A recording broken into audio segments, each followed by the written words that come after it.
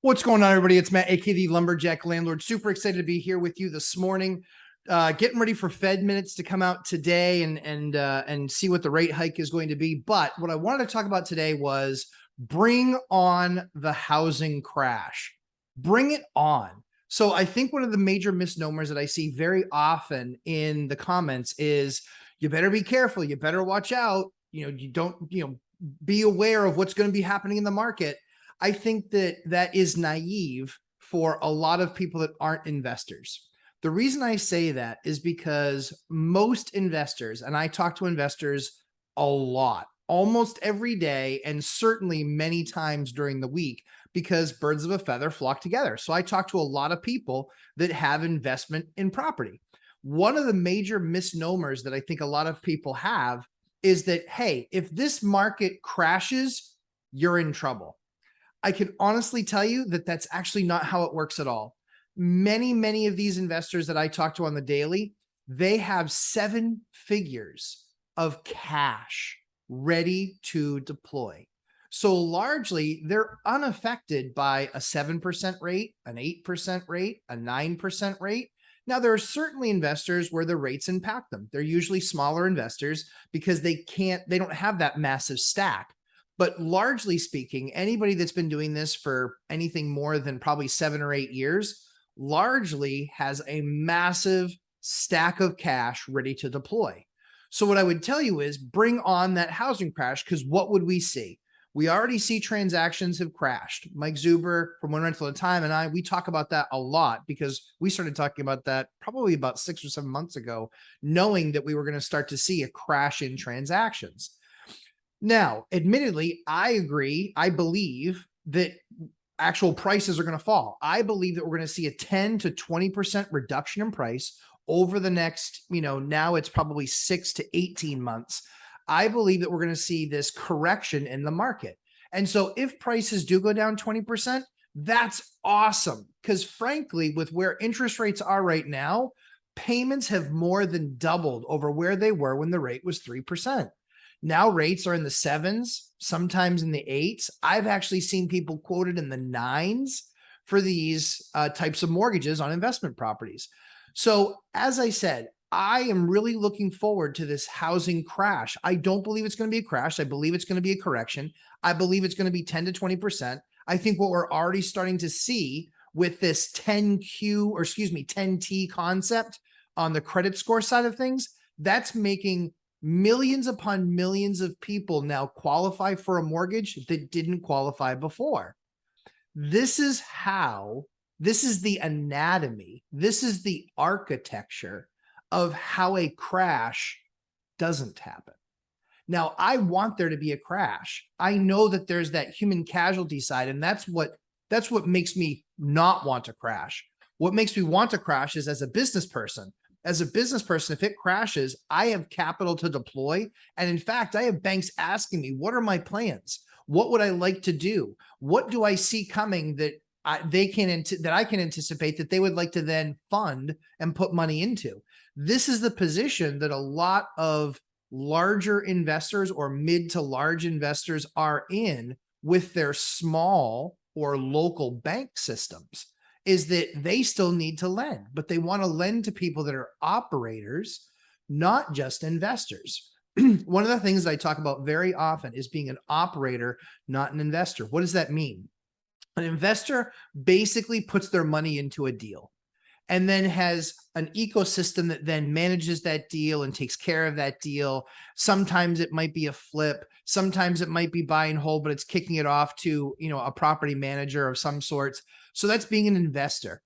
Being an operator is that getting into the weeds, doing some value add, making sure you're doing some renovations, then you're controlling the entire process with bringing that unit to market, and it's going to be a long-term hold. Banks feel more comfortable with that process because you're involved in every aspect of the business. These are the conversations that I have with my bank ongoing. So when we continue to have those types of conversations, they feel very confident in what I'm seeing in the market, what I'm telling them my rents are, obviously with proof of leases and such, and demonstration of this is what this property was, this is what this property is now, and here's the delta. This is why people in my position are actually rooting for a crash. I know it might seem counterintuitive. I have millions of dollars worth of real estate, and most people would say, I can't have that number go down. That number to me, honestly, doesn't really even matter. You've heard me talk about the fact that a PFS, a personal financial statement, is something that the bank requires every single year from an investor like myself. The interesting thing about this is that while the bank cares, it's more of just a checkbox to make sure that they're looking at it and saying, okay, he's not over levered assets. He has some assets he owns. He has assets that he also has debt on. But most importantly, they're looking at cash flow and reserves. That's what they're really most concerned about because they don't want to see it turn upside down. If it ever did, then they say, oh, how quickly is he going to burn through his reserves? And how fast will his cash flow be reduced to a point where it doesn't then cover expenses? So I can assure you, these are things that happen quite regularly. I actually look at my portfolio once a month and just basically stress test it and say, okay, how can I live? How will this work? What will this deploy look like? Excuse me. So as we look at these things, I think there's this major misnomer. Housing crash is going to hurt a bunch of real estate investors. This is why we constantly talk about 30-year fixed rate debt. If a housing crash comes, let's just say it does. Let's just say we're down 30% somehow. And my house is no longer worth 300,000, it's worth 200,000. Did it impact my rents? It didn't. Did it raise my costs? It didn't. In fact, largely in a recession, my costs go down because I don't have to pay up that much more for workers because there's a bunch of people with no work that are happy to then get my phone call. Because there's no demand for materials, I can walk into any place and I can buy exactly what I need. And because the manufacturer has got a lot of it on their shelves, they're reducing the price, their margins to try and get the product sold, and I am the buyer. So a recession actually works really, really well for me. A crash also works well for me. I would love to buy more assets on sale.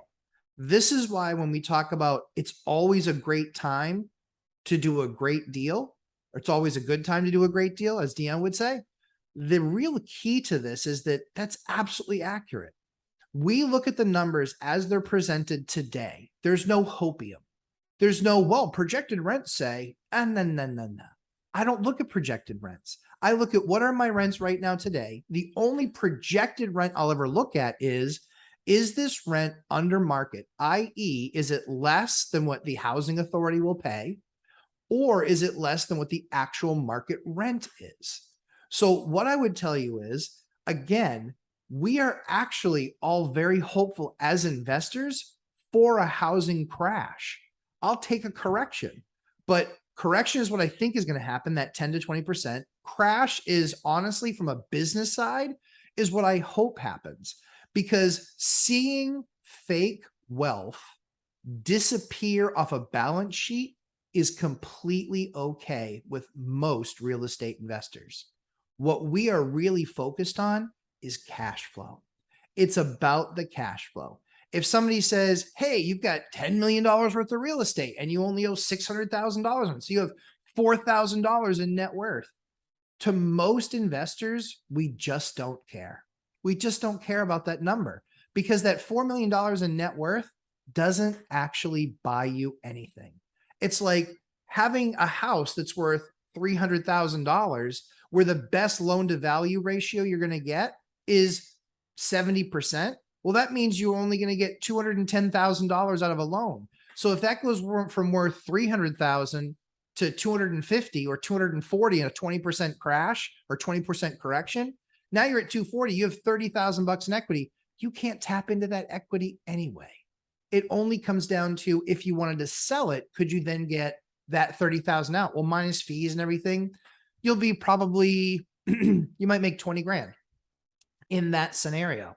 So that's why real estate investors, when we talk about PFS, personal financial statements, when we talk about net worth, when it comes to that PFS, that's why in most cases, Real estate investors just don't care. We don't look at that. It's not a number that moves the needle for us. What we are first and foremost concerned about is doing great deals, adding assets to the portfolio, number one.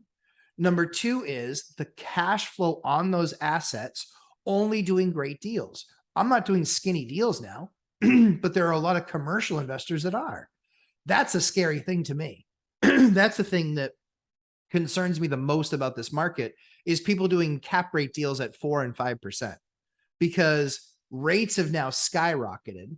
And that's the number that most concerns me because that's going to make it difficult for them to be operators if rates stay elevated for a significant period of time. So again, I appreciate you guys taking the time with me today.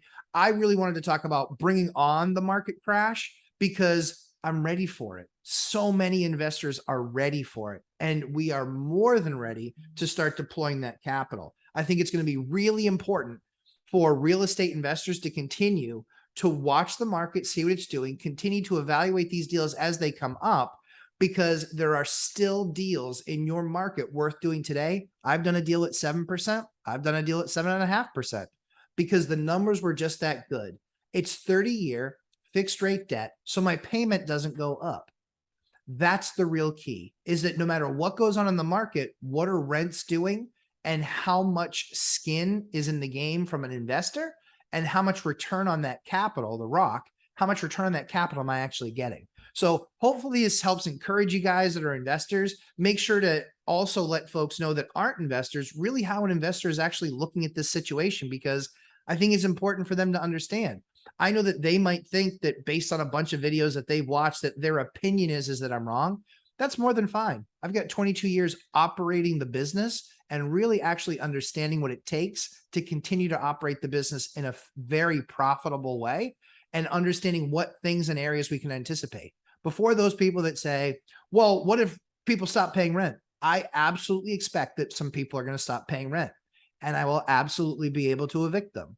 And I will absolutely have access to programs where I can actually put people into units, whether it's housing in 3 different cities that actually call me on the regular looking for units, or the fact that I have a fantastic network where I get no less than 5 requests a week asking me, hey, do you have anything available?